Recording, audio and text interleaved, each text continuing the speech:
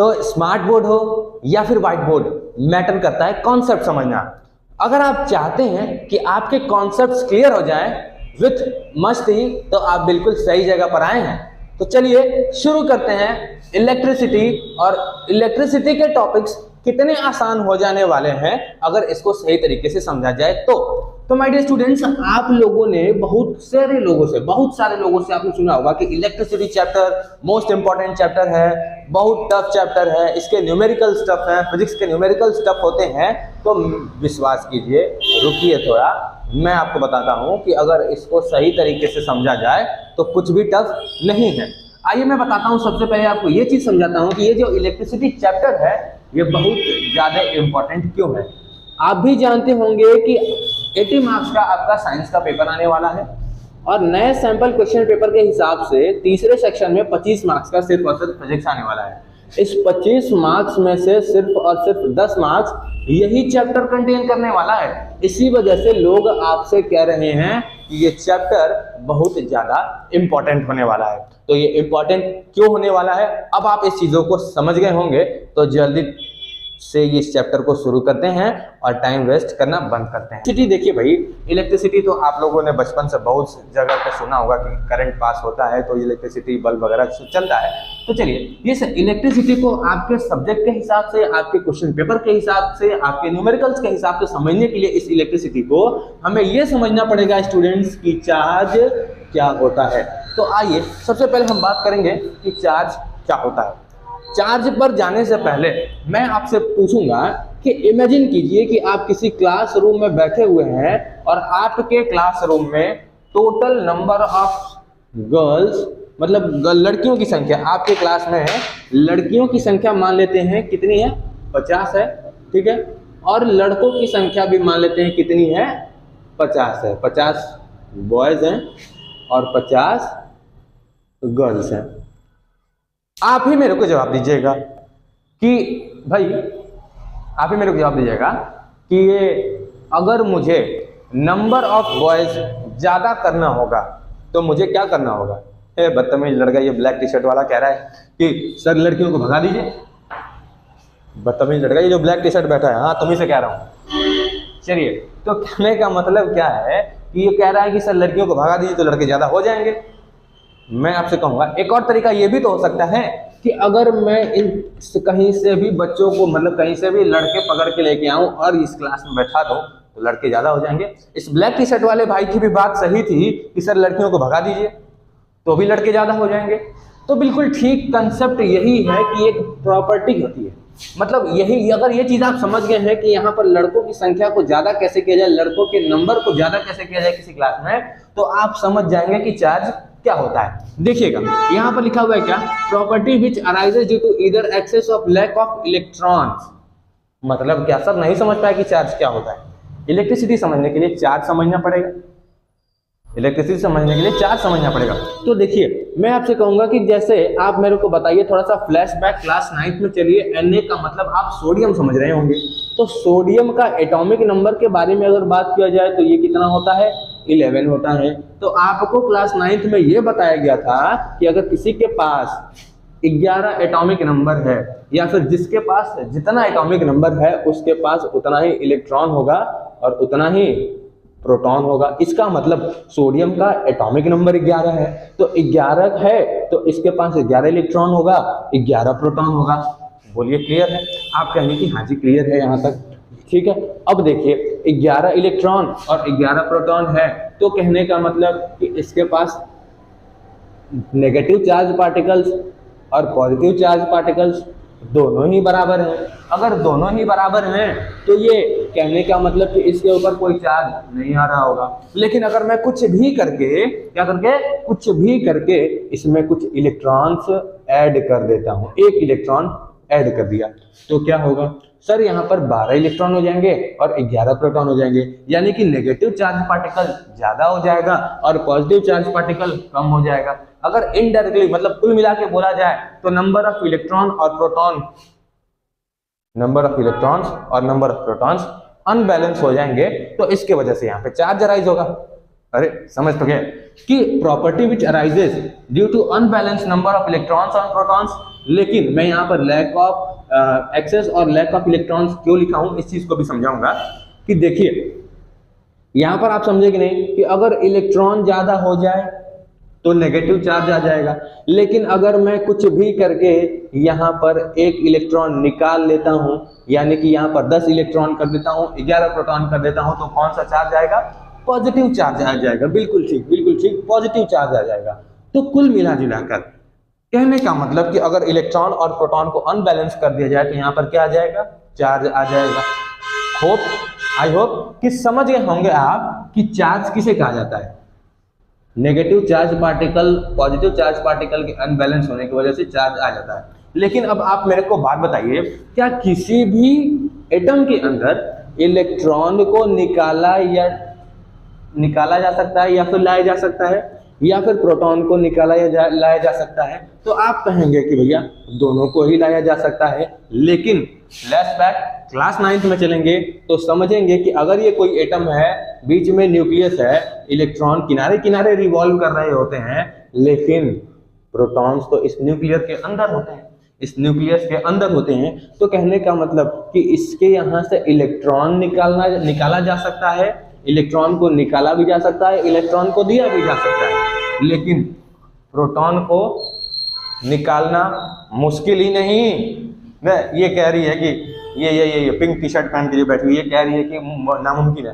भाई नामुमकिन नहीं है, निकालना मुश्किल ही नहीं, बहुत मुश्किल है। याद कीजिए यहाँ पर न्यूक्लियर पावर की जरूरत पड़ेगी। न्यूक्लियर नागासाकी हिरोशिमा के बारे में सुना है कि नहीं सुना है? वहाँ पर प्रोटॉन्स की ही तो खेल हुई थी, न्यूक्लियस के बारे में, न्यूक्लियस से ही तो छेड़छाड़ किया गया था। लेकिन कहने का मतलब क्या कि किसी भी एटम से इलेक्ट्रॉन को निकालना या फिर देना क्या हो जाएगा? अगर निकाले रहे या फिर दे रहे हैं तो यहाँ पर किसी भी एटम के ऊपर चार्ज आ जाता है, इसी को क्या कहा जाता है? चार्ज कहा जाता है। इसीलिए मैंने यहाँ पर लिखा था प्रोटॉन्स के बारे में।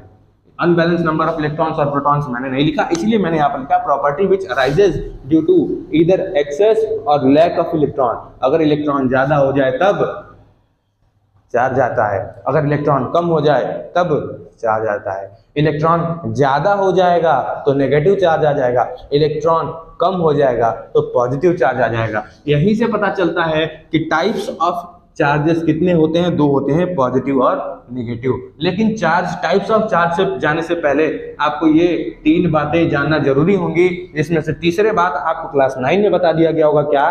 कि charge on 1 electron is 1.6 into 10 to the power -19 coulomb. अब यहाँ पर कूलम क्यों लगा हुआ है? क्योंकि भाई चार्ज को मेजर करने की जो एसआई यूनिट होती है, चार्ज को मेजर करने की जो यूनिट होती है, एसआई यूनिट होती है, उसको क्या कहा जाता है? एसआई यूनिट चार्ज का क्या होता है? वो होता है कूलम, जिसको रिप्रेजेंट करते हैं कैपिटल C से। ठीक है, फिर यहाँ पे लिखा हुआ है क्या? कि charge is denoted by capital Q और स्मॉल q। जैसे आप क्लास 9 में वेलोसिटी पढ़ रहे होंगे तो वेलोसिटी को, इनिशियल वेलोसिटी को U से रिप्रेजेंट किया गया, फाइनल वेलोसिटी को V से रिप्रेजेंट किया गया, फोर्स को F से रिप्रेजेंट किया गया। तो ठीक उसी तरीके से चार्ज को हम किस चीज से रिप्रेजेंट करते हैं? चार्ज को हम रिप्रेजेंट करते हैं माय डियर स्टूडेंट्स Q से। बोलिए क्लियर है? आप कहेंगे कि हाँ जी क्लियर है। ठीक है, अब समझ गए होंगे आप कि चार्ज क्या होता है। तो अब थोड़ा स्पीड को बढ़ाते हैं और समझिए कि टाइप्स ऑफ चार्ज क्या होता है। अभी तक मैंने आपको समझाया कि पॉजिटिव चार्ज क्या होता है। देखिए पॉजिटिव चार्ज क्या होता है? Charge due to more protons than electrons. और ये कैसे होगा? प्रोटॉन्स ज्यादा कैसे होंगे इलेक्ट्रॉन से? भाई लॉस ऑफ इलेक्ट्रॉन्स। अगर हम इलेक्ट्रॉन को लॉस कर दें, इलेक्ट्रॉन को निकाल देते हैं, तो प्रोटॉन ज्यादा होंगे कि नहीं होंगे? अभी यहाँ पर मैंने करके दिखाया था सोडियम में। ठीक है, अब देखिए यहाँ पर नेगेटिव चार्ज कैसे क्या लिखा हुआ है? कि charge due to more electrons than protons. और ये कैसे होगा? ये होगा भाई गेन ऑफ इलेक्ट्रॉन से। भाई गेन ऑफ इलेक्ट्रॉन से। अब मेरे को एक बात बताइए, यहाँ पे मैंने एक वर्ड लिखा हुआ है इलेक्ट्रोस्टैटिक्स। मैं एक काम करता हूं, मैं इस मार्कर को अपने बाल से रब करूंगा तो क्या होगा? इसके इलेक्ट्रॉन्स या तो इससे निकल के मेरे बाल पे आए होंगे या फिर बाल से इलेक्ट्रॉन निकल के इस पे आए होंगे। कहने का मतलब क्या? या तो चार्ज इस पे आया होगा या तो चार्ज इस पे आया होगा। कहने का मतलब समझिए कि जब चार्ज यहां से यहां पर ट्रांसफर होगा या फिर यहां से यहां ट्रांसफर होगा, उससे मैं बात नहीं कर रहा हूं। चार्ज ट्रांसफर यहां से यहां हो रहा है या फिर यहां से यहां हो रहा है, इसकी बात मैं नहीं कर रहा हूं। मैं इसकी बात कर रहा हूं कि अगर चार्ज ट्रांसफर हुआ तो क्या होगा, अगर चार्ज ट्रांसफर हुआ तो ये यहीं पर आकर रुका रहेगा, चार्ज यहाँ से कहीं जाएगा नहीं, चार्ज यहीं पर आके रुक जाएगा। तो इसके स्टडी को क्या कह दिया जाएगा, इलेक्ट्रोस्टैटिक्स। इसके स्टडी को क्या कहा जाएगा, इलेक्ट्रोस्टैटिक्स। आइए बात करते हैं, जैसे समझिए क्लास 9 के फिर से फ्लैशबैक में चलिए, अब फिजिक्स में चलिएगा कि अगर किसी भी ऑब्जेक्ट, कोई भी अगर ऑब्जेक्ट है तो उसके कितने स्टेट होते हैं, 2 ही स्टेट होते हैं, या तो वो रेस्ट में होगा या तो वो मोशन में होगा। बोले भाई क्लियर है। तो चार्ज भी या तो रेस्ट में होगा या तो मोशन में होगा। और जब चार्ज अगर रेस्ट में होगा तो इसके स्टडी को कहा जाएगा इलेक्ट्रोस्टैटिक्स, और अगर चार्ज मोशन कर रहा होगा, चार्ज मोशन कर रहा होगा तो इसके स्टडी को क्या देंगे, क्या, इलेक्ट्रोस्टैटिक्स। इलेक्ट्रोस्टैटिक्स का आ जाएगा रेस्ट वाले को, और जब चार्ज मोशन में होगा तो इसको उसके स्टडी को कह दिया जाएगा इलेक्ट्रोडायनेमिक्स। माफ कर दीजिएगा, जल्दी जल्दी में फ्लो में निकल गया है कि जब चार्ज मोशन में होगा तो उसके स्टडी को कह दिया जाएगा इलेक्ट्रोडायनेमिक्स। लेकिन क्या कह रहा हूँ कि दुनिया में कोई भी ऑब्जेक्ट होगा वो 2 ही तरीके से आपको मिलेगा, या तो रुका होगा वो, या तो चल रहा होगा। तेज धीरे चल रहा है वो डजंट मैटर, वो मैटर ही नहीं करता है। लेकिन अगर चार्ज रुका हुआ है तो उसके स्टडी को कहा जाएगा इलेक्ट्रोस्टैटिक्स, और अगर चार्ज मोशन में है तो उसके स्टडी को कहा जाएगा इलेक्ट्रोडायनेमिक्स। बोलिए बात क्लियर है। लेकिन अगर चार्ज रेस्ट में है तो इसकी स्टडी हम करेंगे कहाँ, क्लास 12th में। भूल जाइए, इसकी स्टडी हम कहाँ करेंगे, क्लास 12th में। इसका मतलब क्या सर, कि हमको यहाँ पर पढ़ना होगा जब चार्ज मोशन में होगा। तो बिल्कुल सही जा रहे हैं आप, आपको वही चीज पढ़ना है जब चार्ज मोशन में होगा, और जब चार्ज मोशन में होगा तो उसकी कुछ एनर्जी होगी, उसकी कुछ एनर्जी होगी। तो सर आप कहेंगे सर हमने तो क्लास 9 में पढ़ा था कि अगर कोई भी चीज मोशन कर रही है तो उसके पास एक एनर्जी होगी, उसको एनर्जी को हम कहते हैं काइनेटिक एनर्जी। तो बिल्कुल सही तो जा रहे हैं आप। क्लास 9 में आपको पढ़ाया गया था ना कि जब भी कोई ऑब्जेक्ट मोशन कर रहा होगा, तो कोई भी चीज मोशन कर रहा होगा तो उसके पास जो एनर्जी होगा उसको काइनेटिक एनर्जी कहा जाएगा। तो जो चार्ज की काइनेटिक एनर्जी होगी उसी को तो हम क्या कहते हैं, इलेक्ट्रिसिटी कहते हैं। नहीं समझे? तो इलेक्ट्रिसिटी का डेफिनेशन यहाँ ध्यान से सुनिए। इलेक्ट्रिसिटी का डेफिनेशन ये है कि energy due to flow of charge. नहीं समझे सर, क्या कह रहे हैं आप, एनर्जी? मैं कहा हूं कि देखिए, अगर मैं यहां पर इस बॉटल को पकड़ता हूं और बॉटल को ऐसे दबाया हुआ हूं तो इसके पास क्या है, पोटेंशियल एनर्जी। छोड़ूंगा वापस अपने शेप में आएगा।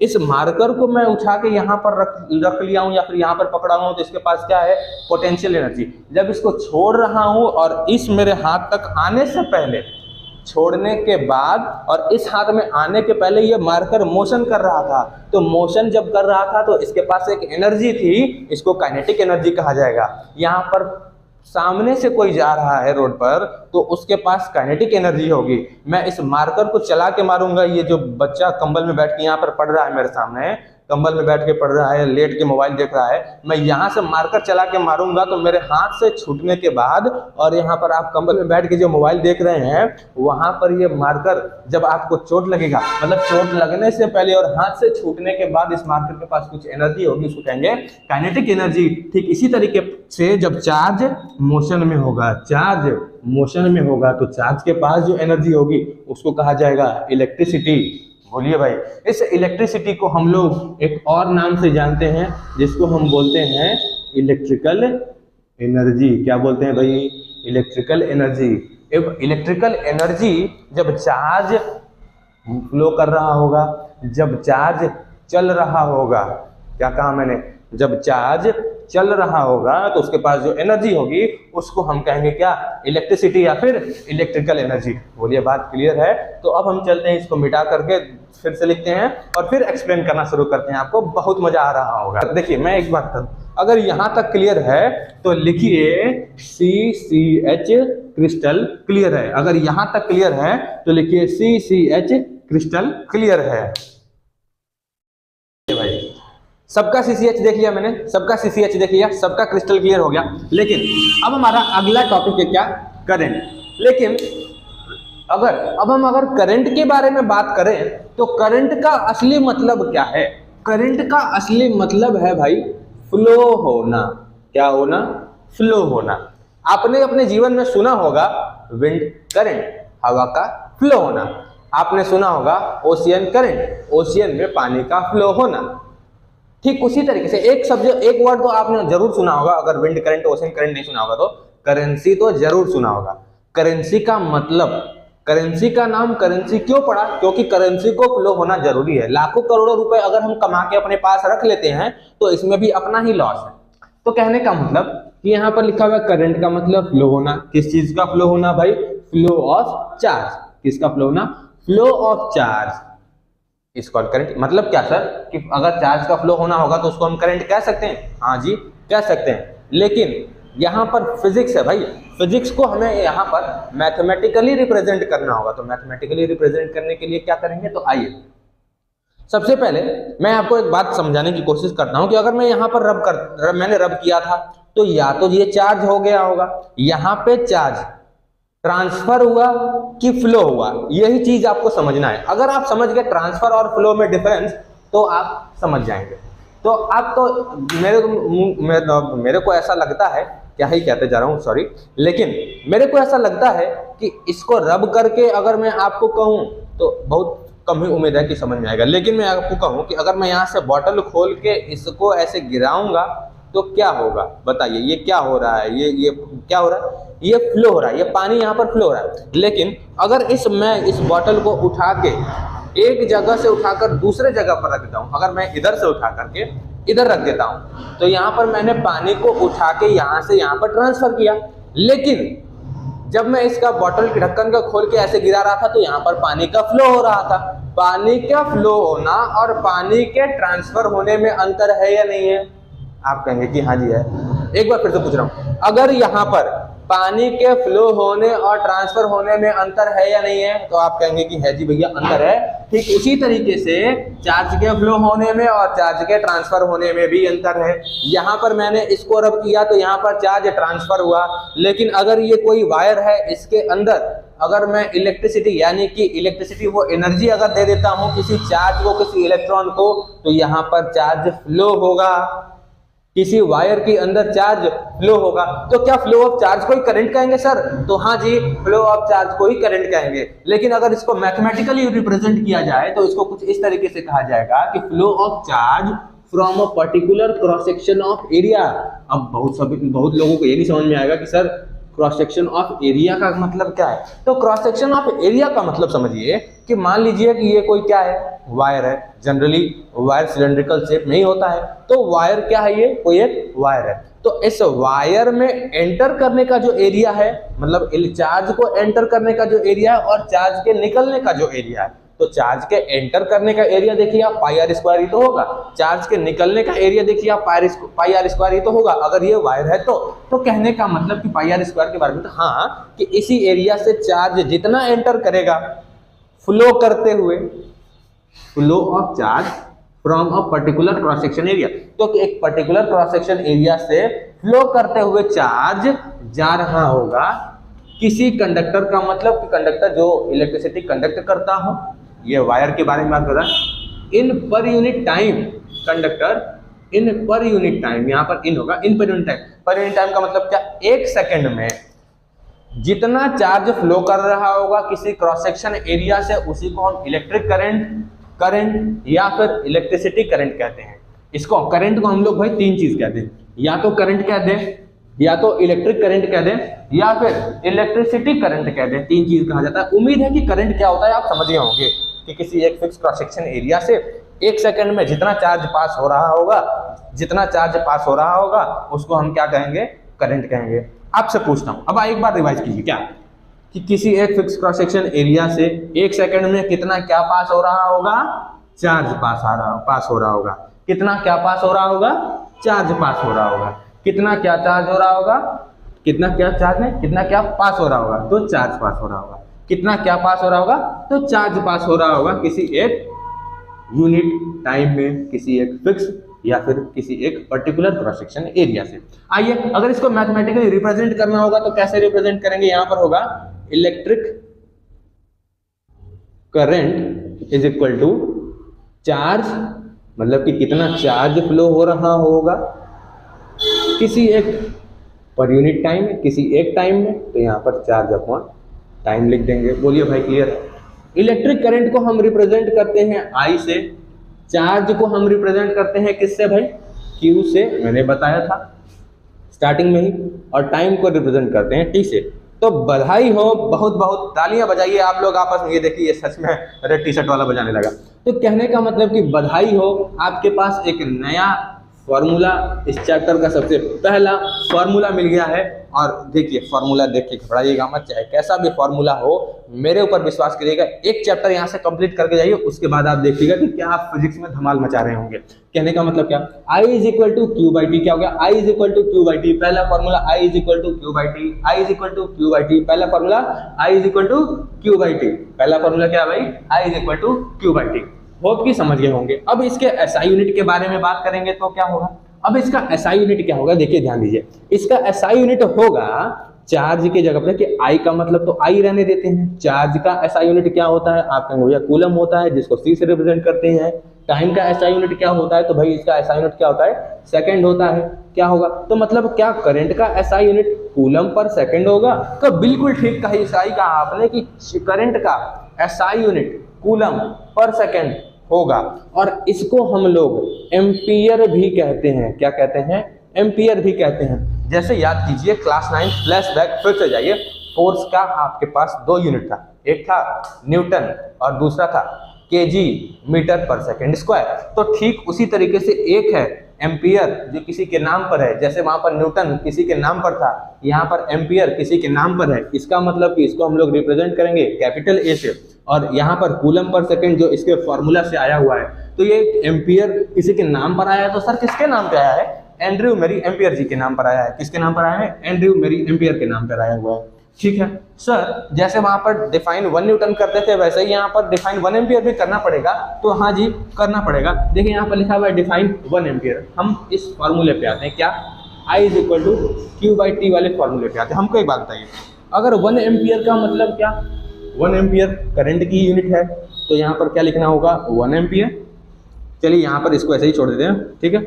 इसका मतलब करंट की जगह पे हमें क्या लिखना होगा, तो हमें लिखना होगा 1 एम्पियर। चार्ज यहाँ पर, अब मेरे को एक बात बताइए भाई, अगर कोई फ्रैक्शन यहाँ पर 1 आया हुआ है, इसके बराबर में अगर हम कोई फ्रैक्शन लिख रहे हैं, इसके बराबर में अगर हम कोई फ्रैक्शन लिख रहे हैं, तो इसको क्या 1/1 लिखेंगे, तभी तो इधर 1 आएगा ना भाई। तो हाँ, तो कहने का मतलब इधर 1 एम्पियर कब आएगा, जब इधर 1 कूलम का चार्ज हो, 1 सेकेंड में हो। मैं चेक कर लेता हूँ नीचे दिख रहा है कि नहीं दिख रहा है आपको। चलिए जी, बहुत सी जगह है, बहुत जगह दिख रहा है, बहुत जगह दिख रहा है। तो कहने का मतलब क्या, अगर इधर मुझे 1 एम्पियर लाना होगा तो मुझे क्या करना होगा, मुझे यही करना होगा कि ऊपर 1 कूलम का चार्ज, नीचे 1 सेकेंड रखना होगा, तभी यहाँ पर 1/1 आएगा, तो यहाँ पर 1 एम्पियर होगा। तो इससे क्या पता चल रहा है सर, इससे कैसे डिफाइन होता है कि 1 एम्पियर हो गया। इससे देखिए कुछ ऐसे डिफाइन होगा कि अगर 1 एम्पियर का करंट बनाना है, तो 1 सेकंड में किसी एक फिक्स क्रॉस सेक्शन एरिया से 1 कूलम का चार्ज पास कराना होगा, उसको हम क्या कहेंगे भाई, 1 एम्पियर का करंट। समझिए बात को, समझिए थोड़ा सा समझने की कोशिश कीजिए, थोड़ा सा समझने की कोशिश करेंगे, बाकी मैं तो पूरा समझा ही दूंगा। क्या लिखा हुआ है कि अगर 1 एम्पियर का करंट हमें बनाना है, तो 1 सेकंड में 1 कूलम का चार्ज पास करना है। अगर 1 एम्पियर का करंट बनाना है, तो 1 सेकंड में 1 कूलम का चार्ज पास कराना है। क्या समझिए, वायर अगर 1 एम्पियर का करंट पास कराना है, तो 1 सेकंड में 1 कूलम चार्ज पास कराना है।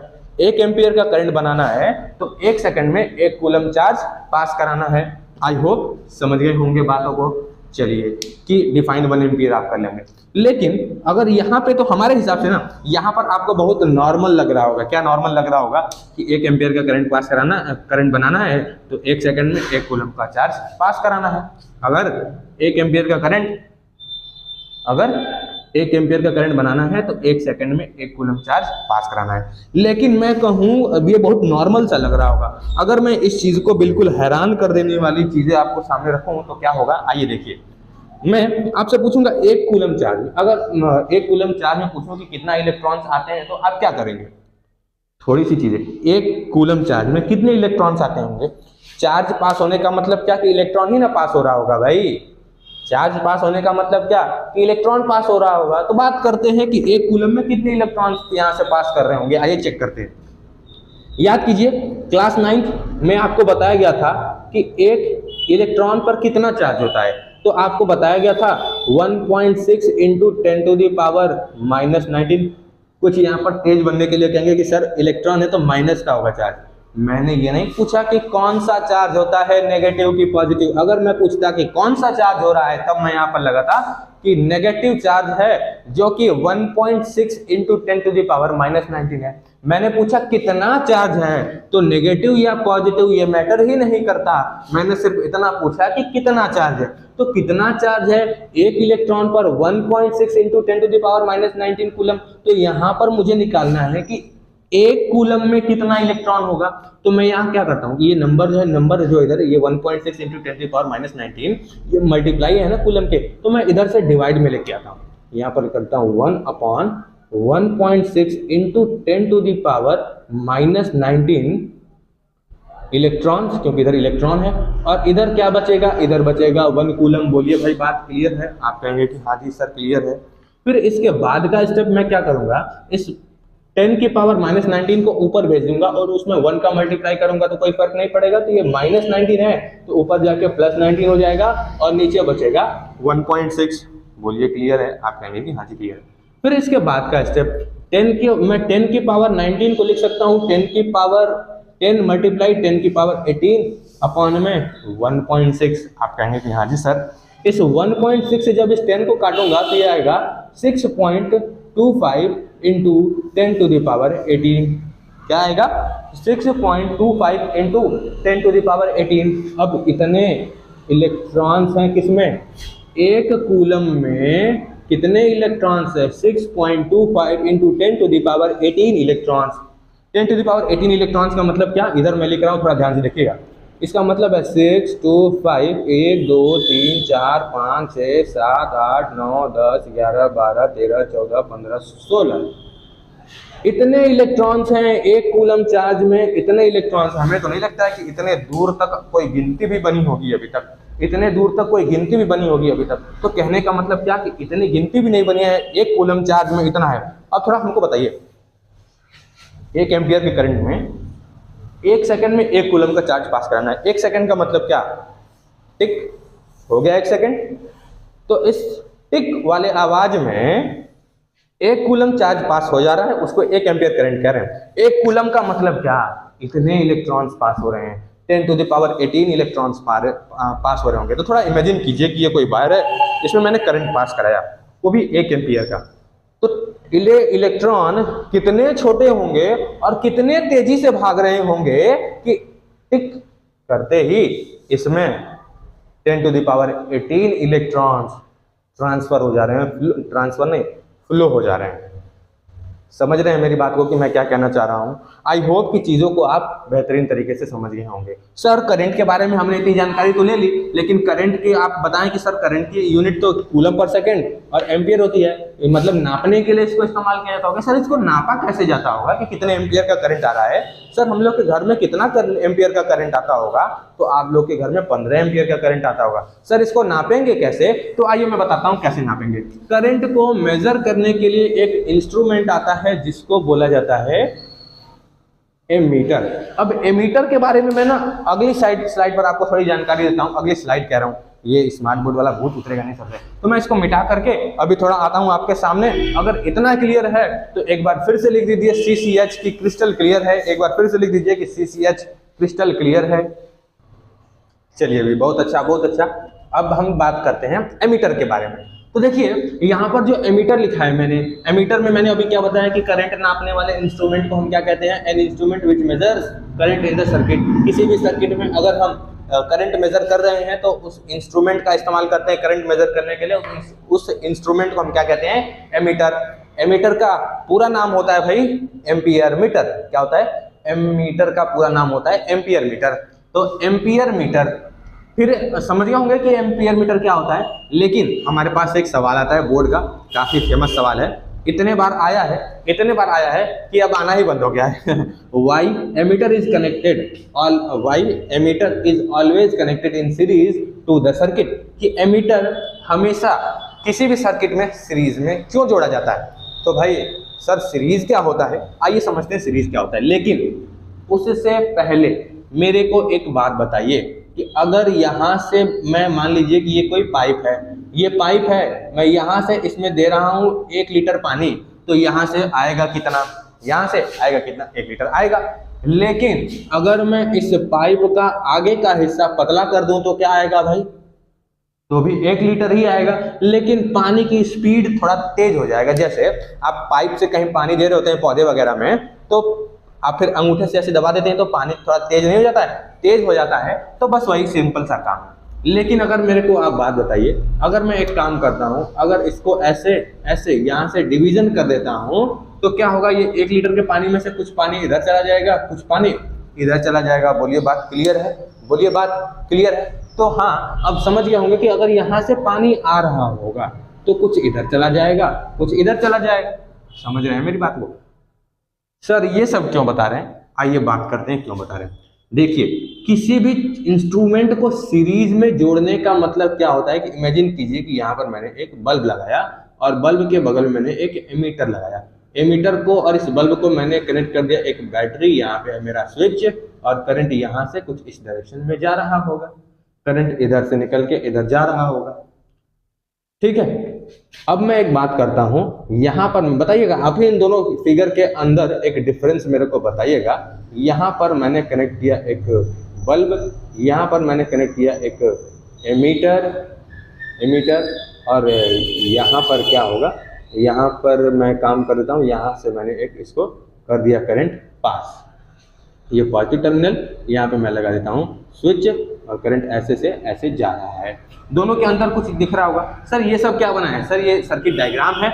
मैंने एक चीज आपको बताना भूल गया कि ये जो एमीटर का जो डायग्राम होता है, सिंबल होता है, वो ऐसा होता है कि ये और एक पॉजिटिव टर्मिनल एक नेगेटिव टर्मिनल यहाँ से उसको जोड़ दिया होता है। यहाँ पर देखिए मैंने क्या किया है, यहाँ से करंट आया है, यहाँ पर मैंने बैटरी लगाई, इस बैटरी या फिर सेल से करंट यहाँ पर आया है और इस बल्ब में गया है, बल्ब से ऐसे करंट जाने के बाद इस एमीटर के पास पहुंचा। यानी कि टोटल करंट जितना आया उतना इस एमीटर के पास गया।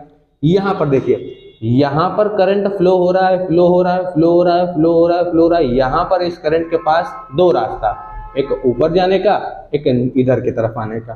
तो मतलब यहाँ 2 रास्ता है, तो करंट फ्लो हो रहा है पानी की तरफ, तो फ्लो हो रहा है, तो 2 डायरेक्शन, 2 रास्ता मिला है, तो दोनों तरफ कुछ ना कुछ जाएगा।